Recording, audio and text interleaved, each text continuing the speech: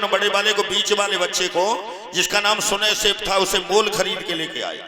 रोहितास आकर के कहा, पिताजी इस बच्चे की बलि तो चाहिए कि वरुदेव को, इस बच्चे को बलि दे दो, इसे मोल खरीद के लाया हो। तो विश्वामित्र ने जब यज्ञ किया तो उस बच्चे को बचा लिया था। क्यों? विश्वामित्र का सगा भांजा था वो अजीगर्त, जिसे सुनय सेठ अजीगर्त बेनोई थे विश्वामित्र के, और उनका बेटा भांजा था।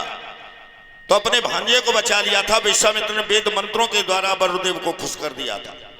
लोग ये कहते हैं हरिश्चंद्र से विश्वामित्र की कौन सी दुश्मनी थी जो निकाली थी, पीछे पड़ के रह गए थे। तो प्रमाण यही मिलता है कि विश्वामित्र इसलिए गुस्सा हो गए कि गरीब मेरे बहन बेनोई गरीब हैं, उनकी औलाद, उनके बेटा को अगर मेरी जगह और कोई ब्राह्मण होता तो काट के चढ़वाई देते। इतने राजा को ऐसा नहीं करना था, इसलिए उस बच्चे को बचा लिया। मन में सोचा तुझे देखूंगा मैं। तो विश्वामित्र इसीलिए पीछे पड़ गए कि उस बच्चे को मोल खरीद के लेकर के आयो, आकर के काट के चढ़वाना चाहते थे। तो अब तो यज्ञ पूरी हो गई, खुशी का वरुदेव भी खुश हो गए। अब तो किसी प्रकार की कोई कमी नहीं राजा हरिश्चंद्र के पास। अब तो वैसे सुख कई एक वर्णन किए गोस्वामी तुलसीदास रामचरितमानस में, लेकिन सुख 4 सुख हो तो जिंदगी आराम से कट जाएगी। कौन से 4? कि पहलो सुख और निरोगी काया, और दूजो सुख अचल होई माया।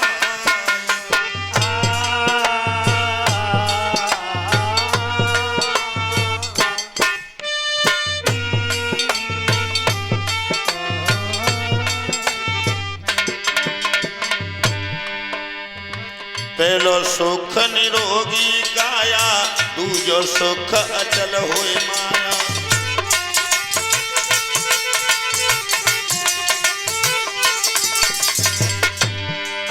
और तीजो सुख सुलक्षण नारी, चौथो सुख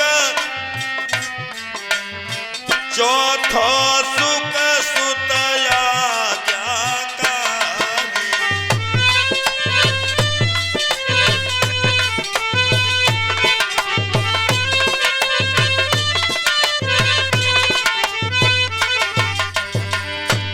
सुख निरोगी काया। इस शरीर में कोई रोग नहीं है तो पहला सुख है, इससे बड़ा कोई सुख नहीं है।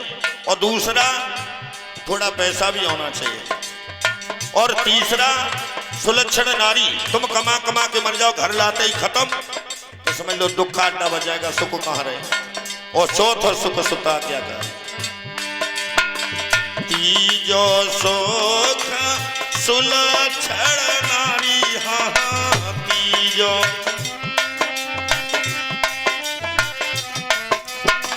तीजो सुख सुलक्षण नारी, चौथो सुख सुतया ज्ञाकारी।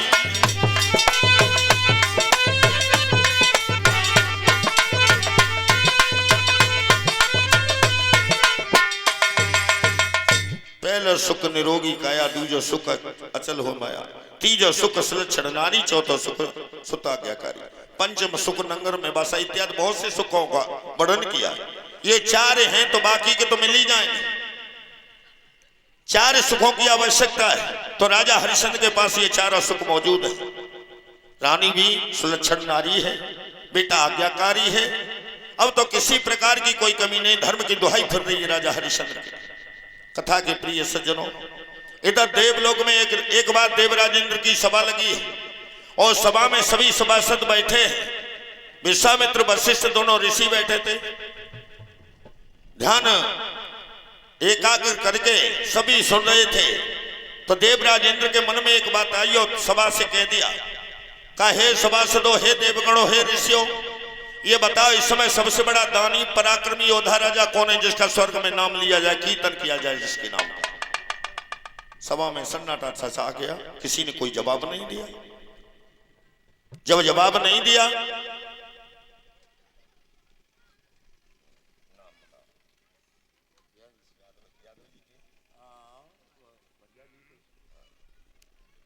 हाँ, इस बीच में 1 से 1 रुपए का हार है और अंश